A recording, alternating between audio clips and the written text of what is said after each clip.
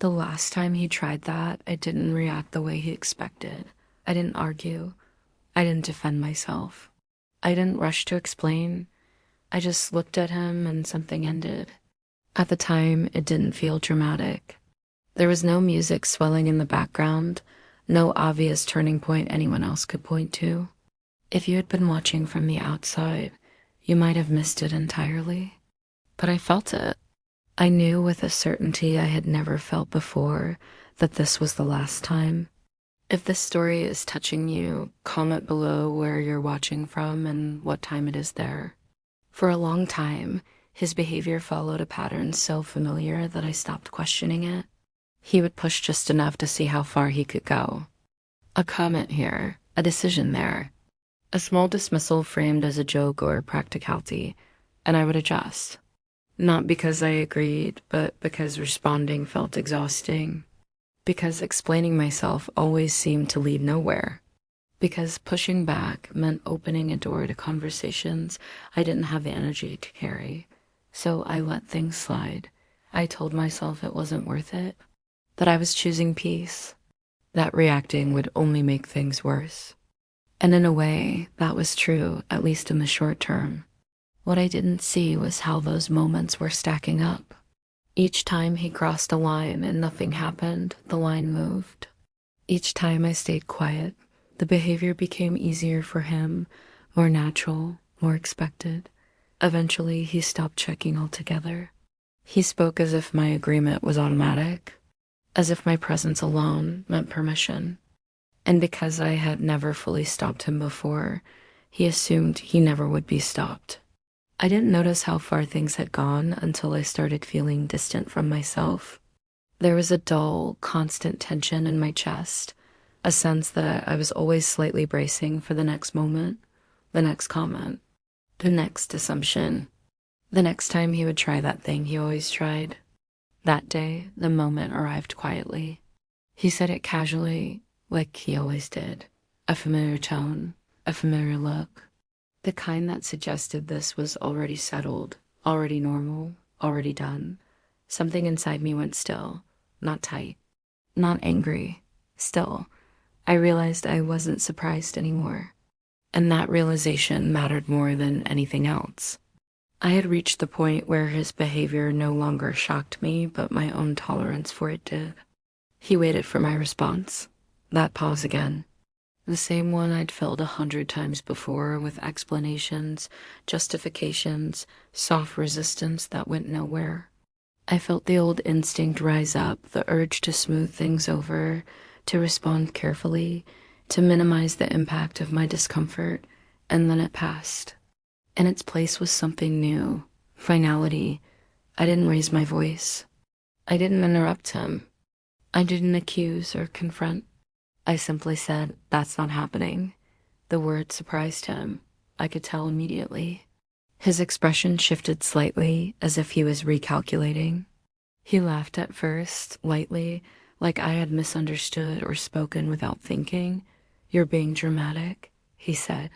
"That's not what I meant." Normally, I would have stepped in right there. I would have clarified, softened, reassured him that I wasn't upset. This time, I didn't. I held his gaze and said nothing. That silence unsettled him more than any argument ever could. He tried again, framed it differently, explained his intention, suggested I was overreacting, reading too much into it. I listened. And when he finished, I said the same thing. No, just one word, not loud, not emotional, unmovable. That was the moment he realized this wasn't a misunderstanding. This was a boundary. I could see it on his face, the confusion first, then irritation. He wasn't used to resistance that didn't come wrapped in emotion. He expected pushback he could talk down, feelings he could reframe. What he didn't expect was calm refusal. When someone is used to control, quiet certainty feels like a threat. He pushed once more, not aggressively, strategically.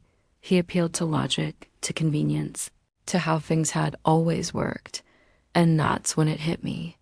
That phrase, "how things had always worked," only applied because I had allowed it to. So I said, that doesn't work for me anymore. The word anymore changed everything because it acknowledged what he had been relying on, the past, and the past was no longer available. The conversation ended shortly after that. Not with closure, not with resolution. Just a heavy quiet that followed us as we moved apart. Later, when I was alone, the reaction I had been holding back finally surfaced. My heart raced, my thoughts spiraled, doubt crept in fast. Had I gone too far? Had I finally broken something beyond repair? Was I prepared for what this might change? These questions weren't new. They were the same ones that had kept me quiet for so long. But this time they didn't have the same power, because underneath them was something steadier, relief. I realized I wasn't replaying the conversation to find mistakes. I was replaying it to confirm something, that I hadn't betrayed myself. That realization stayed with me in the days that followed. He tested the boundary again. Of course he did, gently at first, then more directly. Each attempt was a variation of the same old pattern. And each time, my response stayed the same. No, I'm not okay with that. That's not happening. No anger. No explanation. No retreat. With every repetition, the shift became more obvious. The power he had relied on wasn't something he owned. It was something I had been giving away. And now that I wasn't, he didn't know how to regain it. I noticed changes in myself too. I wasn't constantly tense anymore. I wasn't rehearsing conversations in my head or preparing defenses before they were needed. I stopped anticipating his reactions as if they were my responsibility. I felt grounded, solid. It surprised me how much energy I had been spending managing someone else's expectations. Without that weight, everything felt quieter, clearer.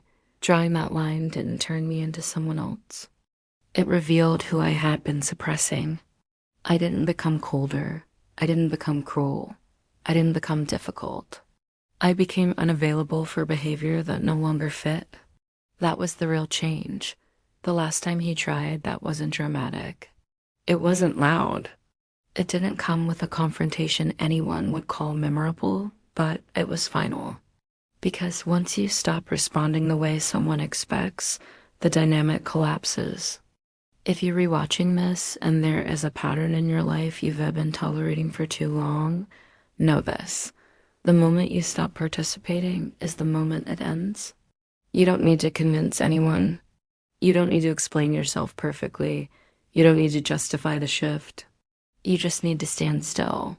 The last time he tried that, I didn't fight back. I simply didn't move.